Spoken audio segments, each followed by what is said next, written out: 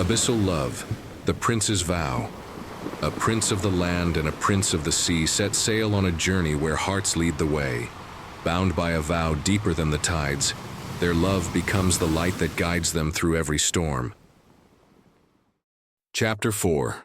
The stars witness our departure.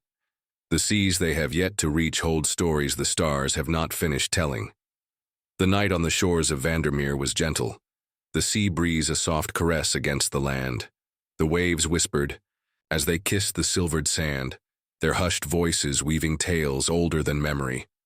Moonlight cascaded across the water's surface, bathing the world in a luminous, ethereal glow. Overhead, the stars gleamed like scattered diamonds, casting their deep blue shimmer across the heavens. Everything upon the island seemed wrapped in a sacred hush, as though the night itself held its breath. At the edge of the beach, Elian Vandermeer stood alone, his gaze lost in the vast embrace of the sea. His deep blue cloak fluttered in the wind, revealing the tall, well-built form beneath. Under the silver rain of moonlight, his golden hair shimmered like a crown wrought from sunlight, his handsome features etched with youthful determination. 17. He was. Yet already he bore the solemn bearing of a man who had outgrown the safety of palace walls. His eyes, twin, lakes of midnight, gleamed with a restless sharpness, a yearning for horizons unseen and destinies unclaimed. Yet that longing had become a source of endless contention with his father, King Elias.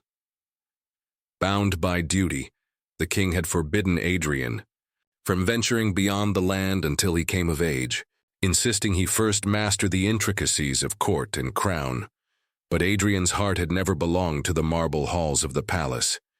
It belonged to the ocean.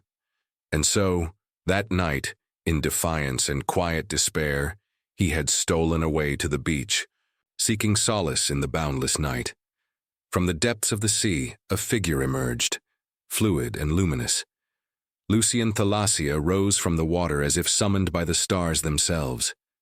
His long, damp hair, white as the moon's glow, caught the wind, while silvered droplets clung to his skin like tiny pearls.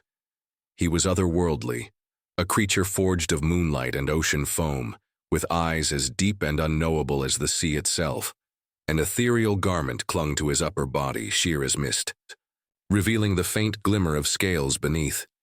His silver-blue tail flicked lightly in the surf, casting ripples of light across the shore. Lucian was the living embodiment of the ocean's wild, untamable beauty. Despite the chasm between their worlds, one a prince of the land, the other a prince of the sea, the bond between Elian and Lucian had always been steadfast, woven by something deeper than mere friendship. Lucian smiled as he caught sight of Elian, the glow of the ocean guardian soared behind him, casting a sacred light upon his form. As he stepped forward, his shimmering tail transformed, slowly, gracefully, into long, slender legs granting him passage upon the sand. "You look troubled tonight," Lucian said softly, his voice carrying the cadence of waves. Not your usual self." Elian turned to him, a wry smile ghosting his lips. "Another argument with my father." "About sailing?" Lucian's brow arched with gentle amusement. "Again?" "Yes." Elian exhaled, the sound heavy with frustration. His gaze drifted toward the endless horizon. "He says I'm too young to brave the sea, but all I want is to see the world beyond these shores." For a moment silence settled between them, broken only by the murmur of the tide. Then Elian added almost absently, "He used to tell me stories about my grandfather, how he spent his life chasing the far corners of the ocean. He always came, until the last voyage. That time he never returned." Lucian lowered himself onto a smooth stone, his gaze sweeping the moonlit waters, thoughtful. "You long to chase your own destiny," he murmured, understanding threading through his voice. Elian gave no answer, only a quiet nod. The moonlight revealed the storm of emotions within him, a prince bound by legacy, yet yearning to break free, beyond the gilded shores. "You know," Lucian said, his voice touched with distant nostalgia, When I was younger, I would stare at the horizon and dream of swimming beyond it. The ocean sustains us, yes, but it also reminds us that no border is truly eternal. He laughed, a low melodic sound. The sea dares us to dream. Adrian glanced at him, the tightness in his chest easing. You've never been one to follow rules. Why should I? Lucian's eyes gleamed with mischief. What is life without adventure? Adrian laughed under his breath, then a sudden light flared behind his gaze. Wild, reckless, irresistible. Don't you think we should do something truly reckless? He said. The ocean is vast. Why should we stay here? Lucian's smile deepened, a spark of excitement kindling within him. Are you proposing an adventure? Adrian's resolve sharpened. For the first time, he did not hesitate. He turned to Lucian, his voice steady and sure. It's up to you, I'll follow you, as long as you can find the direction and the way home. The sea breeze swept through Lucian's silver-blue hair, his eyes catching the deep glint of the stars. He answered lightly, but his tone carried an unwavering confidence. Don't forget, he said, I am the prince of the ocean. I was born with the currents etched into my blood. I will find the way.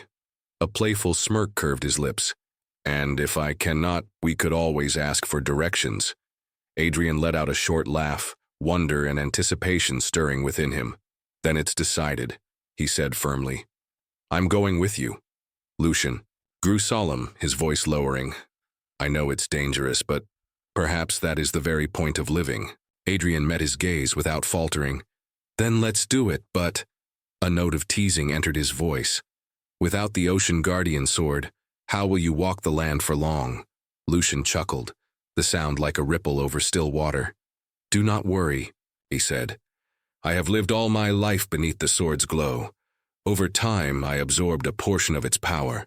As long as there is sunlight or moonlight, I can hold this form. They stood there, the sea breeze tugging at their cloaks, the stars wheeling silently overhead. Their eyes locked, one prince of land, one prince of sea. And in that moment, the world itself seemed to shift around them. Side by side they turned, toward the waiting shore. Beyond the sand, a ship rocked gently in the breeze, its sails billowing like a living thing, eager to bear them into the unknown. The moment we set sail, Adrian murmured, his voice barely more than breath. There's no turning back. Lucian's expression was steady, resolute. Then let us never turn back. The sails filled, straining against the wind, and the ship glided, away from the shore. Two figures standing proudly upon its deck, silhouettes against the vast and endless night. Beneath the watchful stars, a new story began to unfold, woven from moonlight, sea foam, and the unbreakable promise of a journey yet to come.